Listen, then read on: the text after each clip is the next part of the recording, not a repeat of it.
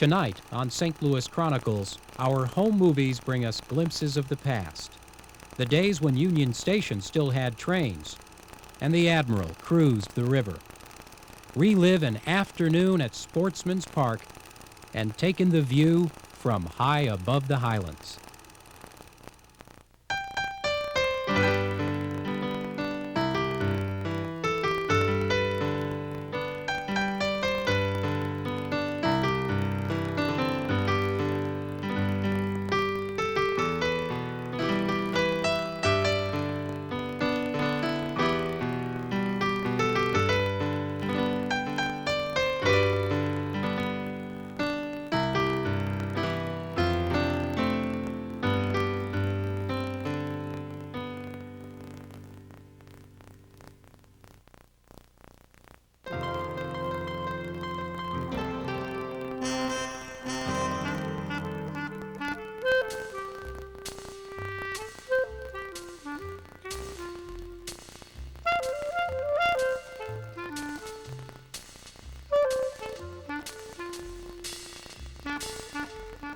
St. Louis is a place where people grow up and they don't move away from too readily.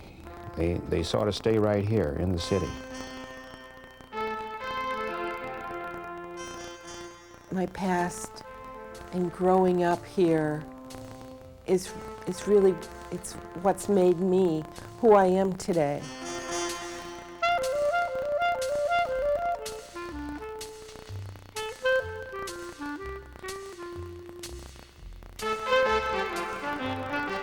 It was a time when, if you were going to be entertained, you had to be creative, and you just didn't push a button and it was there for you.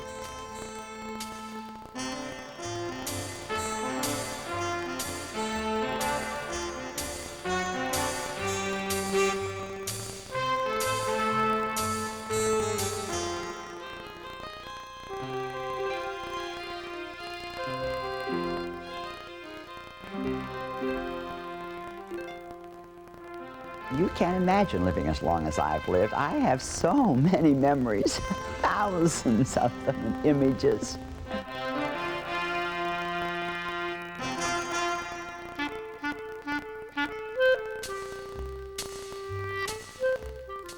One St. Louis native, the poet T.S. Eliot, wrote, "Time present and time past are both perhaps present in time future, and time future contained in time past."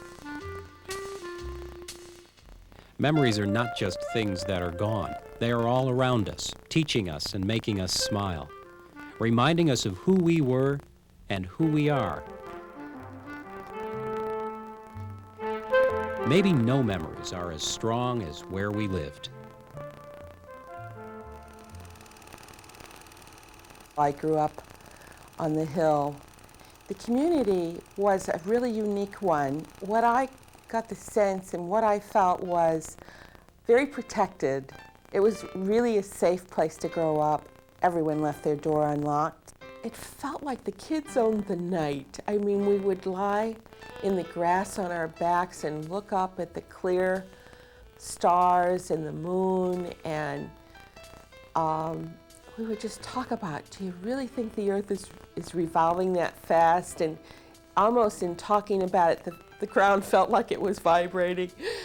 And I guess I just felt like I knew something felt really great about growing up in a place where kids could just walk anywhere. Basically, I grew up in an area bounded by Vanderventer and Taylor and Enright and West Bell. We lived at several places during my early childhood. They were quite cohesive neighborhoods. Families knew one another. There were a lot of children in the neighborhood. We played together. And a lot of the people that I grew up with are still friends of mine and still reside here in St. Louis. One of the things that I vividly recall was in the days when Joe Louis was the heavyweight boxing champion of the world, and they would broadcast his fights at night on the radio, and we would all sit by the radio and listen. And after he won, and he invariably won except for one occasion. But after he won, it was a great sense of pride to us, and all the kids would pile out in the street and take tin pans and cans and beat on them and have an impromptu parade up and down the street celebrating Joe Louis's victory. I grew up, lived most of my pre-married days in University City. Went to high school there, kindergarten, K through 12. People who went to Sodan in the 30s and 40s didn't ever know people who went to Cleveland. That was like another whole town, North St. Louis and South St. Louis. So the people who lived in those were in neighborhoods, but they didn't really, their life was in those neighborhoods. We still knew the shoemaker and the druggist. We had a lending library before the University City Library was built, a private lending library. Our music lessons were at the Loop, so that our whole life was just revolving around that area.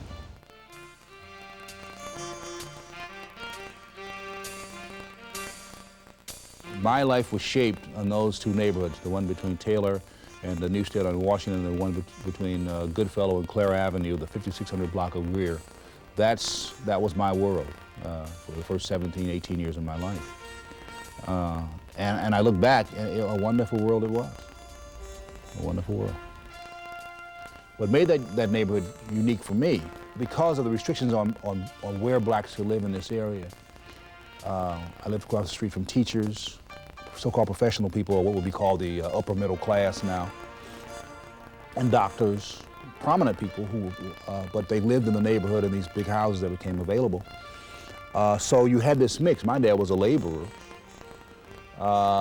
and yet they all intermingled, so to speak. So you got to know the grocer.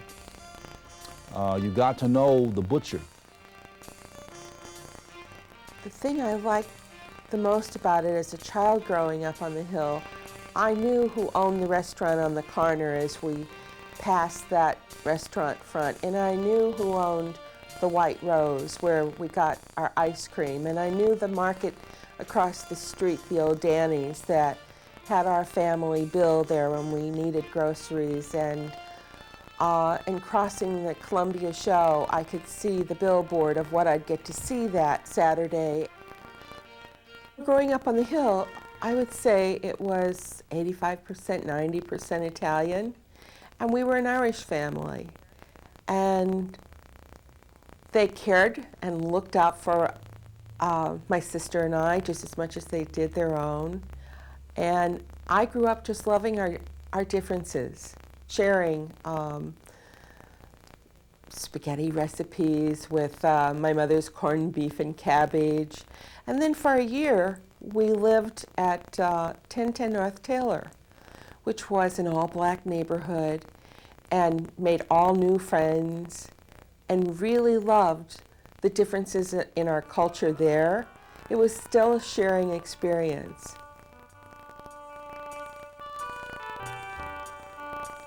On a Sunday morning, you'd get up and walk down the street and you could smell, you knew who was cooking what. And you'd walk by, you know, and you'd say, and all these people with these big professions, and all these people who you think would you know, were above these common folk things, was the aromas of chitlins, you know, or collard greens, you know, or fried chicken or whatever would come out of these people's house. Common food for common people. They never got very far away from their roots. And it was a wonderful time, and people shared things.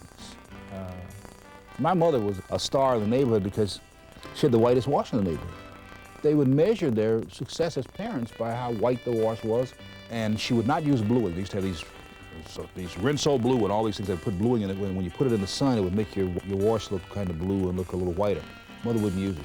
She said, no, I don't fake it, she would say. You know? So she would hang this stuff up out, this wash out in the yard, and wait for the compliments.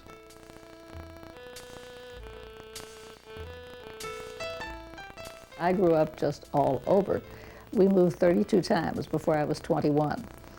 People hear that and they say, oh my goodness, what did your father do? And I sometimes say, well, nothing some of the time, which is why we had to move, it being cheaper to move than pay rent. I now live in a house that my aunt and uncle owned, and which I inherited from them. And I lived here as a child, so it seems a little bit like home to me.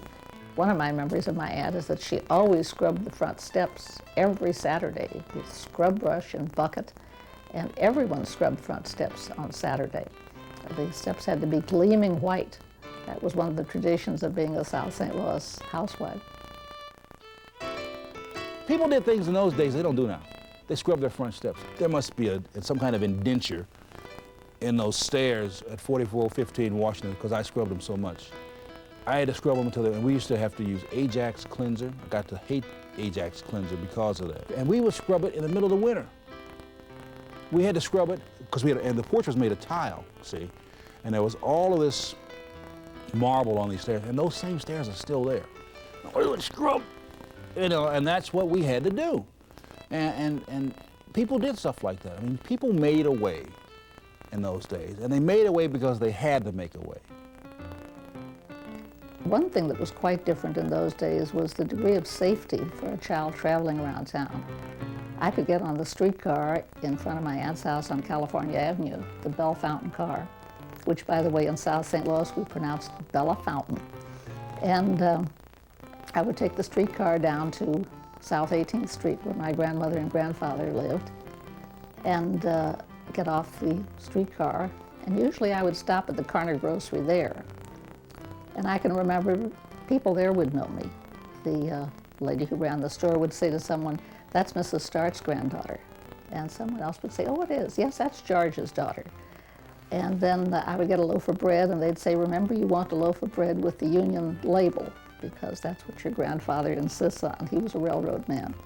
Then I would get back on the streetcar and go back home. And it was all perfectly safe. Who would think of harming a little girl? I was 5 years old then. I grew up in Dogtown, which is a little bit south of Forest Park, and went to Dewey School. As a kid, you could always do a lot more. You know, nowadays, kids, they go to the malls, you know, the shopping malls. It's inside, you know, and it's kind of an amusement for them. But, you know, it's not the real experience of being on an old roller coaster or on an old merry-go-round, or, you know, just those things that built St. Louis, made it really popular, was the entertainment that was in St. Louis. Growing up in St. Louis meant plenty of entertainment for kids, and like Tom Sawyer, they found it on the river. Into the 1930s, the River City legacy survived on the Golden Eagle, which was the last packet boat to carry freight and passengers. In its wake, the romantic riverboat era gave way to incredibly popular excursion boats, such as the President and the Admiral.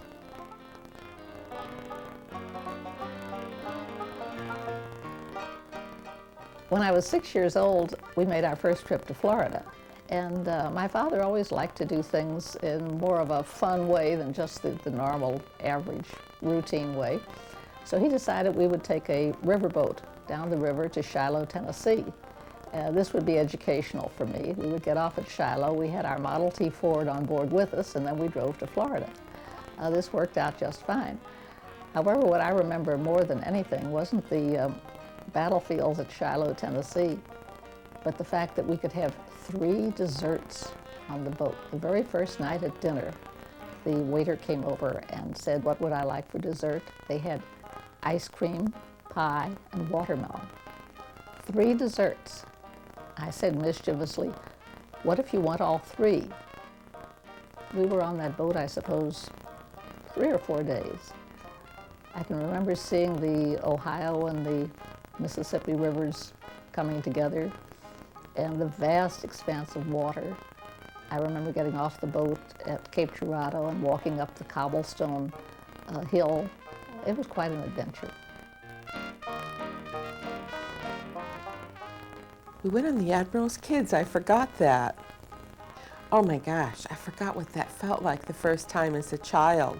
That was the first time I ever saw a ballroom. It's very modern, you see, when it was built, being stainless steel. Well, it was an air-conditioned boat, which made it very different from the President, which we had had earlier. And not every place was air conditioned then. St. Louis native Maisie Krebs designed the Admiral's Art Deco interior and exterior in the late 1930s. Stylish and opulent, the Admiral heralded a new chapter in the river's history and still holds a special place in St. Louis memories. It was where everybody could go for a little bit of dough and have a great time.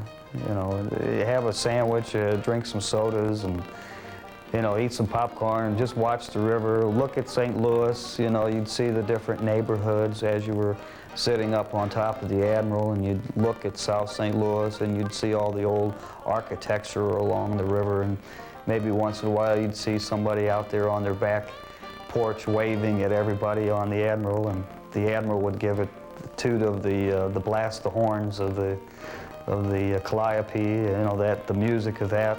So it was really interesting.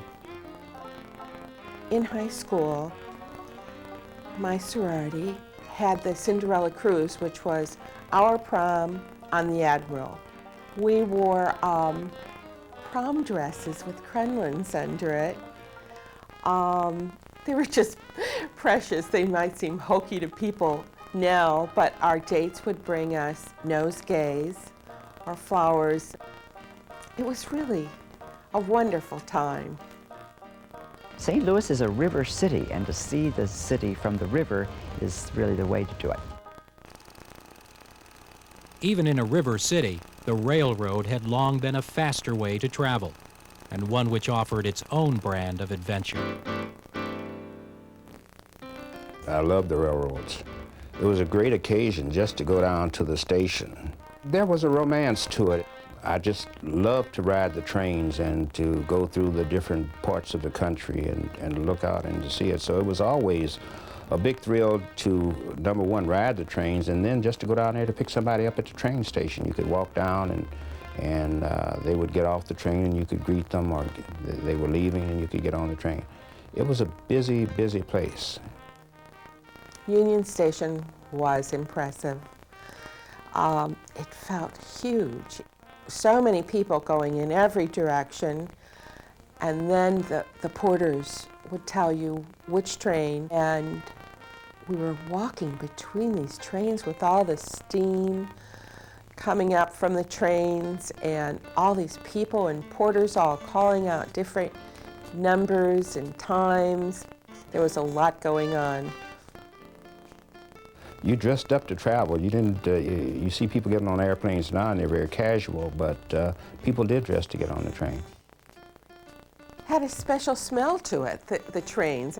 Sort of had an oily smell, and you'd smell all the people, you know, lots of different perfumes and people talking about going to New York. You just overhear all this conversation of all the travelers. And coming from your little neighborhood to that was pretty exciting.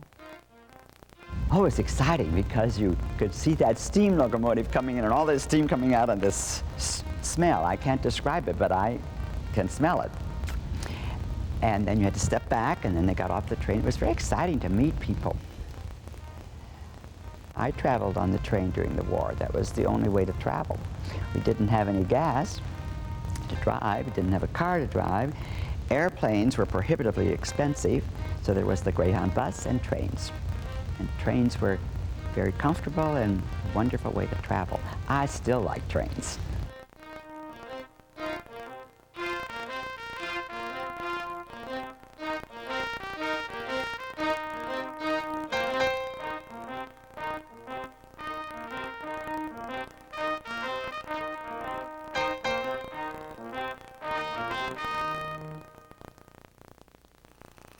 There has long been a way to get away from the crowds and the noise of the city without leaving. Forest Park officially opened to the public on a Saturday afternoon in 1876. Ever since, St. Louis has had a beautiful place for families to be together and to take it easy. Forest Park was a center of a lot of life. People in the city need that, need parks and need beauty in their lives. And Forest Park afforded us that. We had lots of picnics in the park, of course, with a cloth. We sat on quilts.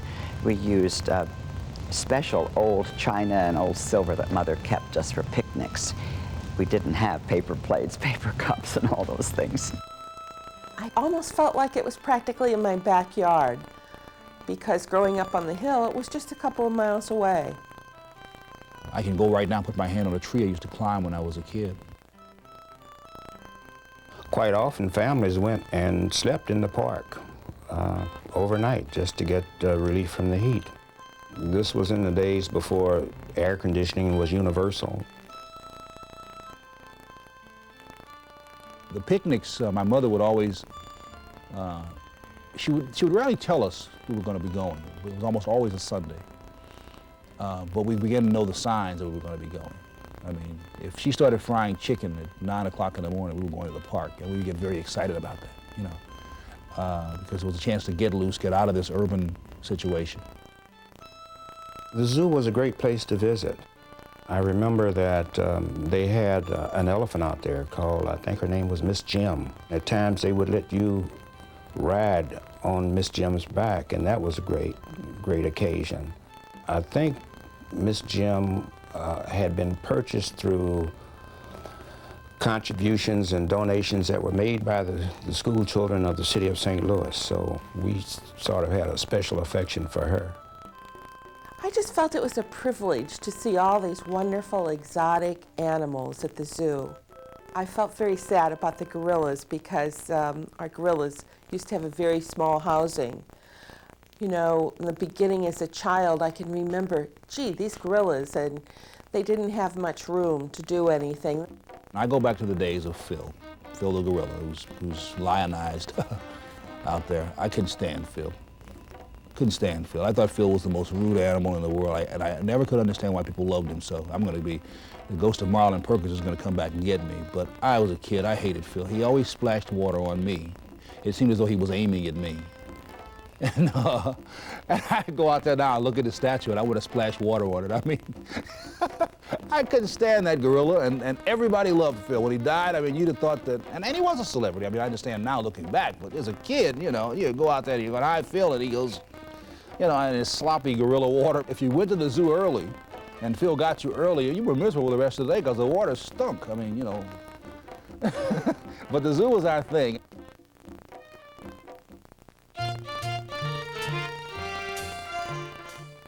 We came to the jewel box sometimes on Easter because they always would have an exhibit. And that would be a place we would stroll around in our Easter finery just a Sunday afternoon in the park. I loved wearing hats, and they were one of my great extravagances. Every springtime you bought a hat that had lots of flowers on it. I wish hats would come back.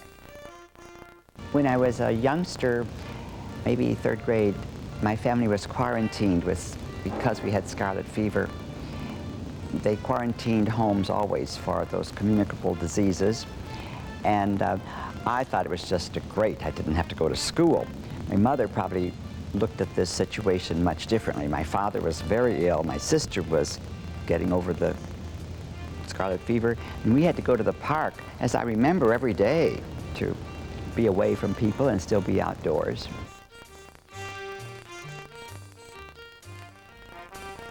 When we first went to the art museum, was on a field trip. I was quite young. I might have been in the first grade. And my heart was just pounding walking up those huge concrete steps with there were like statues. I still feel that way today when I go to the art museum. I've never stopped loving that feeling of walking in that huge place with the beautiful paintings and the statues, and I just knew right away I was in a very, very special place. And I've had such an appreciation of art my whole life from that introduction to the art museum. I think the thing that I was most impressed with were the exhibits of armor and some of the more exotic exhibits that they had out there. They had a mummy there, and you could see his toe, and And we go to the art museum and peek through there to see the mummy's toe. For some reason, there was something really wonderful about that. I sound sick now, but as a kid, it was one. You can see his toe. It was a big deal, you know. We'd always play hide and go seek at the art museum. And a lot of times the guard would have to chase us out of the art museum because, you know, we were using the elevators and running through the place pretty rampant. But we were probably about 11, 12, 13 years old. I think one time we found a tree out there that has these green pods on the trees. They look like a cigar. And we would take those green pods and put them on the statues, like making it look like the statue was smoking a cigar, you know, like Winston Churchill. We did go to the art museum occasionally. In fact, we met two of our boyfriends at the art museum. We picked them up at a display of French Impressionists, as I recall. I think our parents might not have approved of this kind of a rather casual meeting, but Pert always said to me that every boy she met through a proper introduction turned out to be a terrible drip. Wintertime, we went sledding on Art Hill. Many people sledded on Art Hill. My father sledded with us. He, of course, wore his overcoat and his derby hat.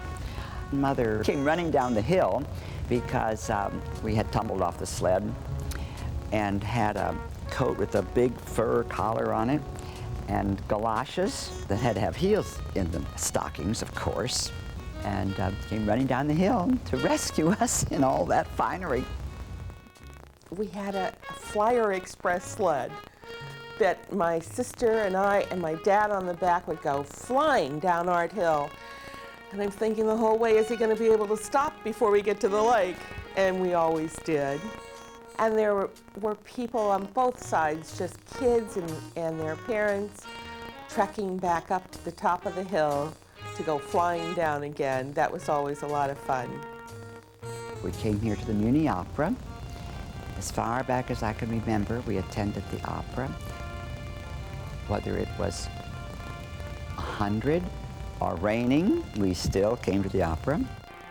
They had a section, and I think they still have a section that provided free seating, first come, first served basis, and we would go out there as family and get seats and enjoy the shows. They were great. We went over to the Muni Opera every night, every single night. Pert was a very pretty little girl, and which was good because that enabled us to see the operas from a much better vantage point. We sat in the free seats for the first few weeks. But one evening, an usher came up to Pert and said, "Would you like to sit in the 50-cent seats? There's some vacant ones." So we went down the 50-cent seats. By the end of the season, Pert had worked us all the way down to the box seats. And by that time, I too had an usher.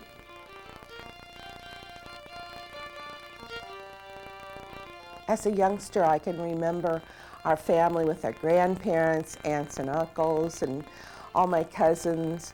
We would take a basket of fried chicken, a potato salad, but then all the kids would run and play with the fathers. We'd play softball or badminton, and just have a day of being together after parents working really hard all week. Forest Park was a sanctuary.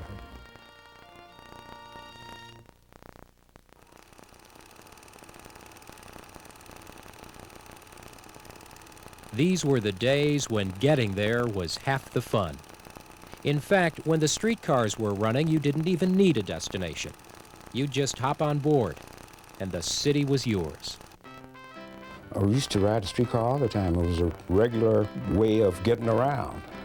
They used to issue passes.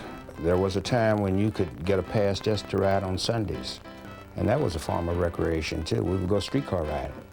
You learned right away to use public transportation. You just felt real accomplished that you could make these little trips across town and back. My recollections of riding that public transportation are wonderful. Again, people were polite. People were accommodating. And for me as a kid, when I lose my nickel, actually after I got over the first terrifying experience of going through all these different neighborhoods on foot, it became an adventure. I never remember missing school because of weather. School was never canceled because of weather, because the streetcars went in all sorts of weather. They certainly were safe. During the Depression years, when I finally began working, my father and I used to work a little game, which I suppose was mildly illegal, which we called the transfer game. So I would get on the streetcar and pay my fare, which was 7 cents, I believe. I'd get a paper transfer and go back to my seat, open the window, and at the next corner I would let the transfer flutter out the window. My father would pick it up and take the Delora bus. We weren't the only people to do that. I have many memories about operating the streetcars. I was operating the Grand Line, and in order to go straight on Grand, you had to make sure that the switch on the track was thrown so that you didn't turn and go down Jefferson.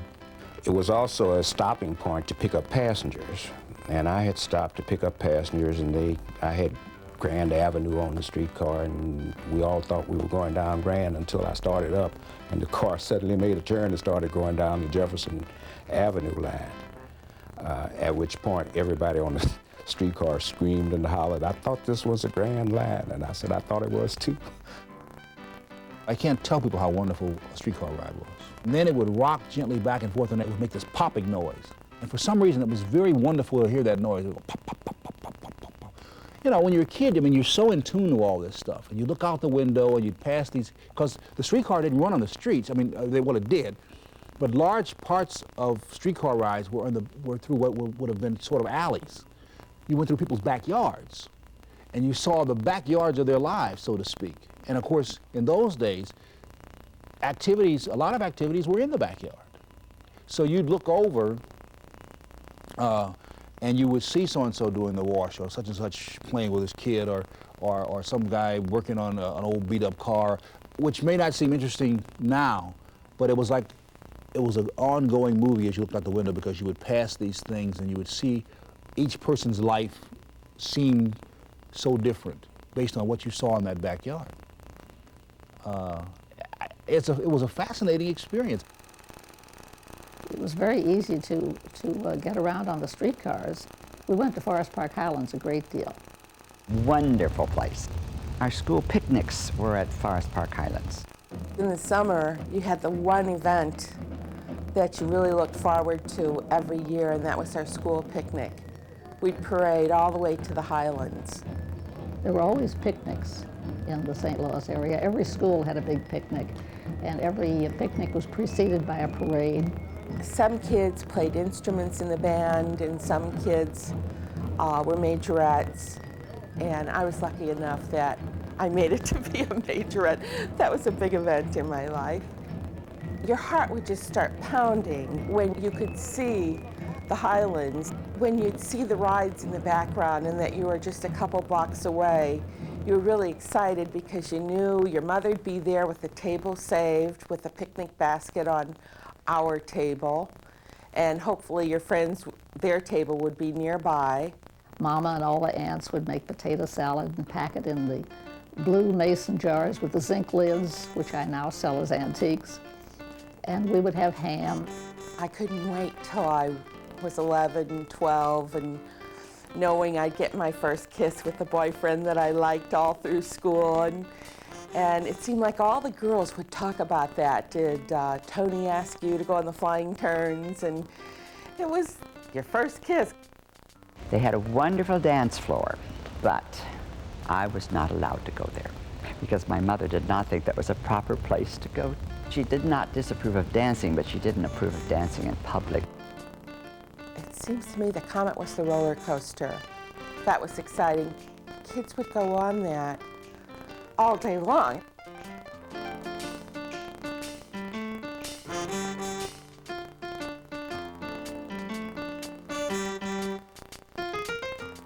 I was terrified of the racer dips, which was the real thrill ride. I went on that, I think, once as a little girl, and I was carried out because I held the iron bar in front of me and bumped my head as we went down the hill, bump, bump, bump. I was carried out with a lump on my head. I never had much enthusiasm for thrill rides after that. the boys were always on the Comet. So a lot of the girls, we'd kind of hang out there hoping they'd get off and ask us to go on the merry-go-round, which was huge. We went swimming all summer long, my friend Pert and I, at Forest Park Highlands. We didn't get to go into the Highlands pool free, but we did have our favorite lifeguards there and flirtations with the lifeguards.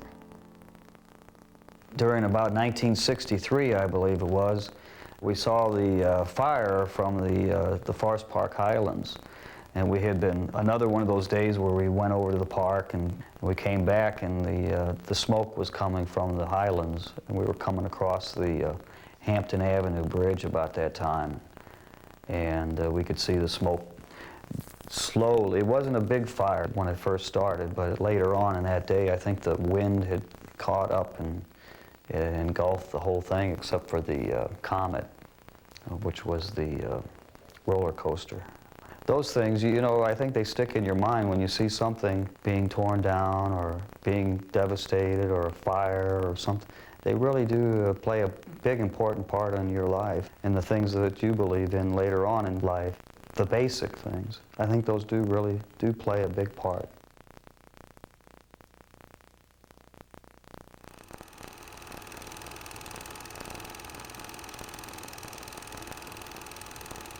Of all the streets and intersections and streetcar stops in St. Louis, there was none quite like Grand and Dodier, Old Bush Stadium, Sportsman's Park. It was there for 90 years until baseball moved downtown. Without it, the game and the city have never been quite the same. The first thing I remember about Sportsman's Park was the smell of popcorn when you got to the bright lights. I've never seen lights that bright before. And the streetcars that ran past there. I mean, people would be getting off and getting on and getting off and getting on. It was amazing to see that kind of activity around one place.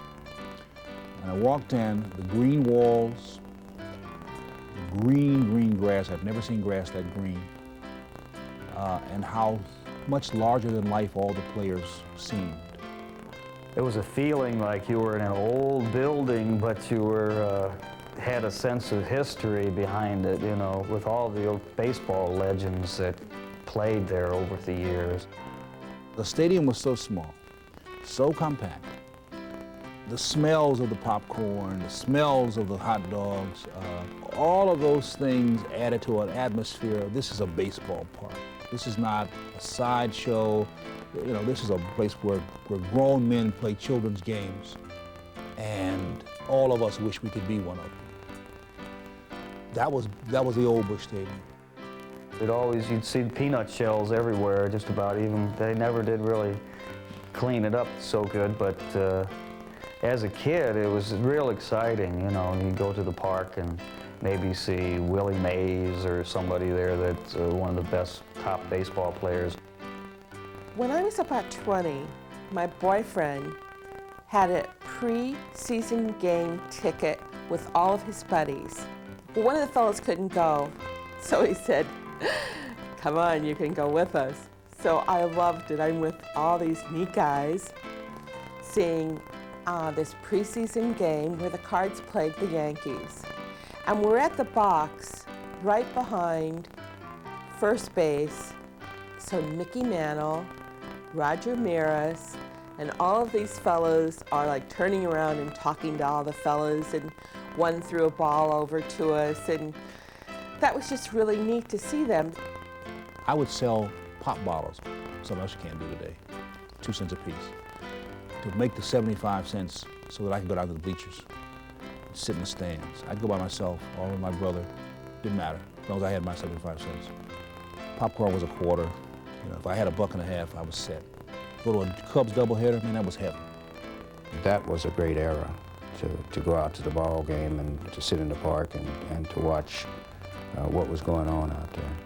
Of course, every time Brooklyn came to town, we would go to the park and pull for Brooklyn because they had Jackie Robinson. I can remember Bill White hitting home runs to win games over the right field pavilion, and of course the incomparable Stan Musial, who at that time was at the twilight of his career. But every time Stan would come to the plate, people would just go nuts. The guy was just a complete gentleman on the field. No showboating, he just did the job. I can remember my mother really liked Bob Feller, and I'm thinking, Bob Feller, what a funny name. Willie Mays hit these tremendously high drives, and because all the seating was a lot lower, they looked even higher. And then he'd come down and smack into the Longines clock, and you'd hear glass break. It was like the scene out of The Natural. Today, guys don't want to get dirty. I mean, if the guy slides and gets dirt on him, he gets up and gets another pair of pants. I mean, I can remember some of the grittier ball players in those days with the heavy, thick flannels on 90-degree weather, soaking wet, sliding. They'd get up and they'd have mud on them. They'd be so sweaty. And they play with that mud. If it happened in the first inning, they play with that mud all game long. You watch some of these new guys. These guys get mud on them, man, and they don't look good for the TV camera or the spot that they're producing at that time, so they go in and change. I mean, that's crazy. When you're a kid, you know, you're 15, 16 years old, and you get a chance to stand out there where Stan Musial played, where Jim Bottomley played, you know, where Orlando Cepeda stood, where I even saw Roger Maris and Mickey Mantle play on that field. Man, hey, I mean, Babe Ruth played on that field. I mean, that's something, you know. And I still get goosebumps when I go by there, when I'm really into baseball, and I go by that area, which is the Herbert Hoover Boys Club now, and I go out there and look at that field, which is still there, and I realize how many games I saw, how many times I saw Henry Aaron, or Warren Spahn, or you know, I could name names of people I saw play, Kurt Simmons and so on. And I think I'm standing where all of these great people play this game. You know? Most of the time I went by myself, and I rode the streetcar. You know, and riding the streetcar back after a doubleheader on a Sunday evening, in the summertime, no air conditioning, window rolled up, thinking about what I had just seen, that Ernie Banks had probably hit 2 home runs in the game, you know, that the Cardinals had won the doubleheader if I was lucky, and it affected the way I felt that whole next day. The memory never goes away. Some of the best memories are the shared ones, when St. Louis comes together to spend an evening in the same place. One such event has been happening ever since 1878. I suppose the one time that everyone from all over the city would attend the same event was the Veil Prophet Parade, held every October. That was a marvelous thing for a little girl. I remember going to the first one when I was perhaps 5 or 6 years old. Someone held me on his shoulder so I could see the floats going by.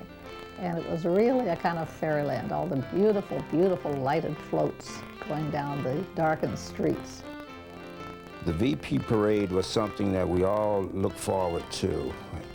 At that time, it took place not too far from where we lived. We would walk as family and line up along the street.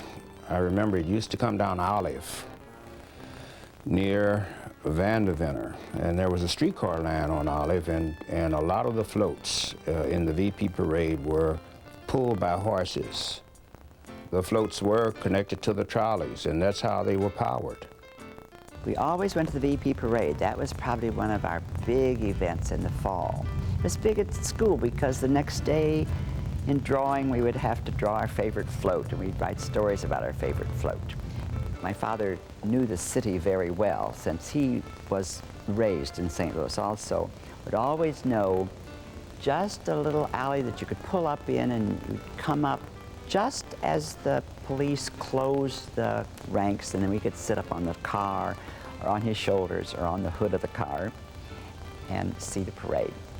Most fun was when my father would know somebody and would wave to them, because they were all masked, you see, and we weren't supposed to know who they were. When the parade passed, the St. Louis crowd would break apart into different people with different places to go. My first Veil Prophet Ball was just a couple of weeks before I was married.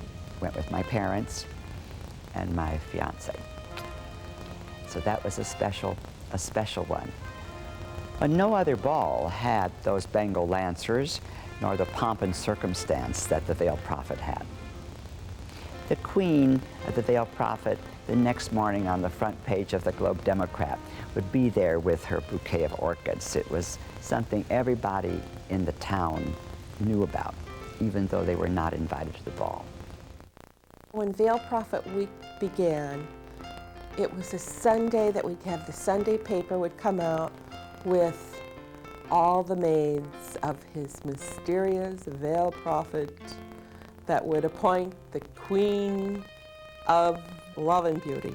And the ball would begin, and each maid would come out and they would announce with the long trumpets playing with the fanfare, and each maiden did her beautiful curtsy, and the curtsy would take 10 minutes. So finally, the last maid that came out, she was coming before the veiled prophet and was crowned the queen. Early on, I got involved in going to the YMCA. At that time, it was the Pine Street YMCA, and it was located on Pine and Ewing now. That was a focal point for a lot of the young men in the city to go to. It had a gymnasium and a swimming pool and a recreation room, and then the upper floors were places where people from out of town could come and stay. And a lot of men that ran on the railroad as Pullman car porters would come and stay at the Y because there were no hotels available at that time. It was a great community spot, a real attraction for youngsters. During the summer, they operated a camp in Bourbon, Missouri, a YMCA camp called Camp Rivercliff. And during the summer, I would go to camp and spend the summers there. They had all kinds of things available for the guys to do. They had sports, and ball, and hiking. During the school year, we would go to the Y on Saturdays and swim and play ball. So it was a great place to go and meet fellows from the other part of the city. They had the Y Circus, which was a great event, and they would bring name bands in to play at the Y Circus. That was put on by the Pine Street YMCA.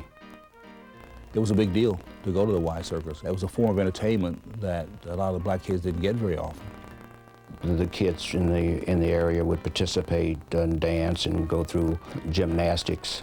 And then they had professional entertainers, Billy Eckstein and Count Basie, and a lot of the comedians that were popular at that time would come, and it was a great show. And families went to that. It was produced over a period of about 2 or 3 nights. And they packed the house every night. It was great. When I got to high school, of course, a lot of our high school dances were held at the YMCA or at the Phyllis Wheatley branch YWCA, which wasn't too far away. We had great fun. I hesitate to say that this was pre-rock and roll and pre-everything, probably, but they had a lot of big band music at that time. Count Basie and Duke Ellington, and there were a lot of other big bands that were good bands. I love big band music because there was a sound of harmony to the big band sound, and you really felt a part of it. It just filled the room. When I was in college, swing came along. Swing was the big thing. I can recall my boyfriend asking me who my favorite bands were. And I said, Guy Lombardo. Oh, no, he said, no, no, no. I said, Henry Bussey. Oh, no, no, no. That was considered carny by the jazz aficionados. Then he said, have you ever heard of Benny Goodman? I said, no, I've never heard of Benny Goodman. Well, you'd better start listening to him, he said. He's going to be a very popular band someday. And he was an excellent prophet because pretty soon we all heard a lot about Benny Goodman. I mean, I can remember my mother cleaned house to music. You know, we'd get up in the morning and she'd have, depending on how she felt, I mean, she'd have Nina Simone or Sarah Vaughan, or, you know, she was in the big band because that was her era. If my dad had any influence over, then the blues got put on. Our party was measured by how good the music was. The old folks called it a Victrola, you know, and the younger folks called it a hi-fi. If you had a hi-fi, man, you were into something, you know. And if it had speakers that came off, of course, never mind that they weighed 8 tons, you know, you really had a hi-fi. Music was a real important part of growing up. Part of music was knowing all the words, singing the songs together. You could identify a memory with a song being popular.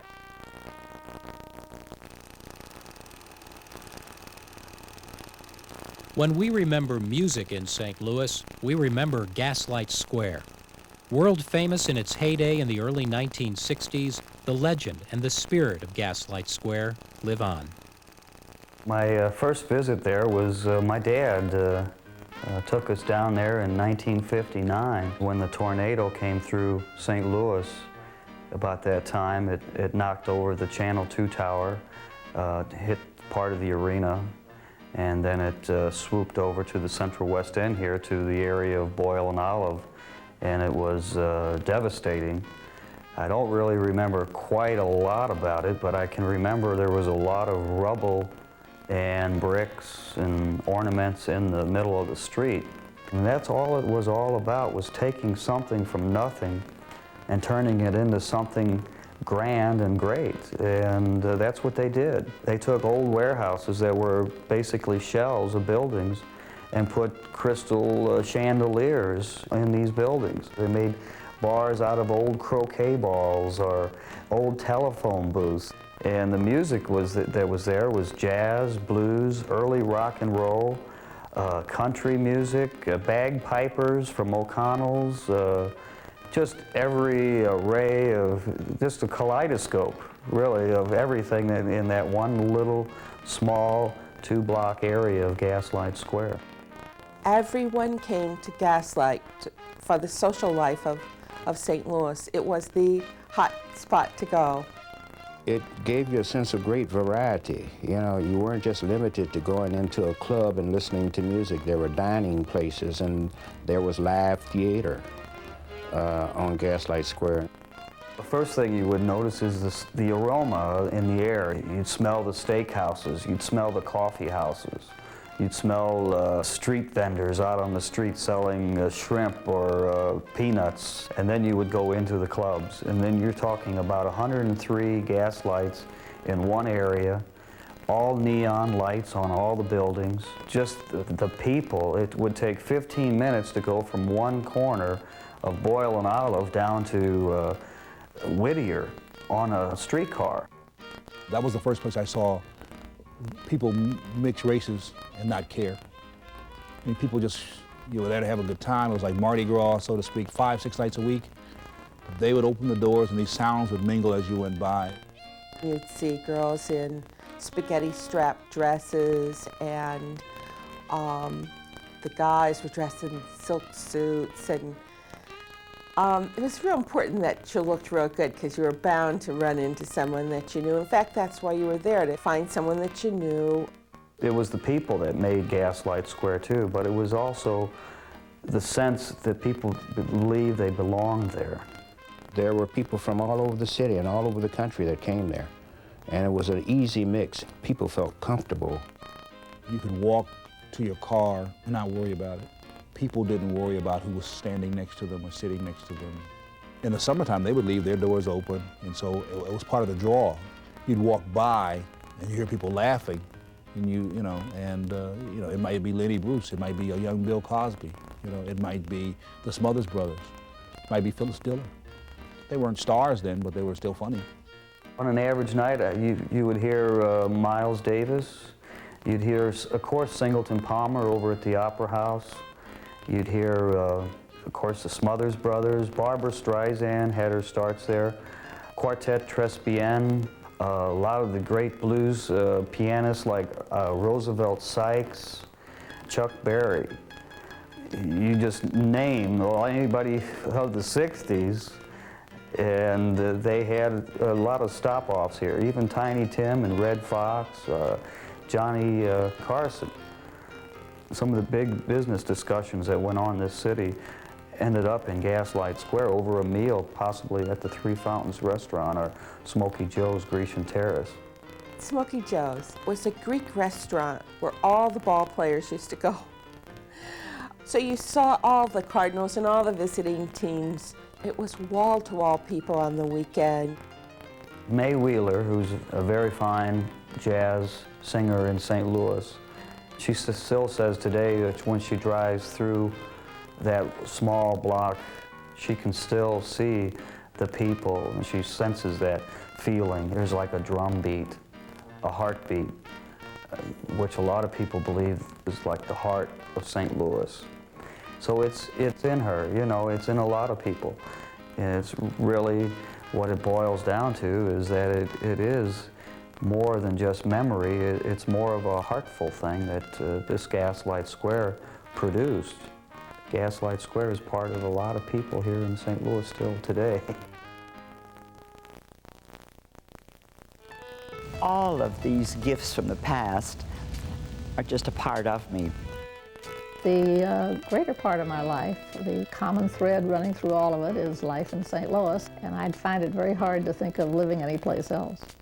You know, it's kind of a cliche. I think we seniors tend to say life was simpler then.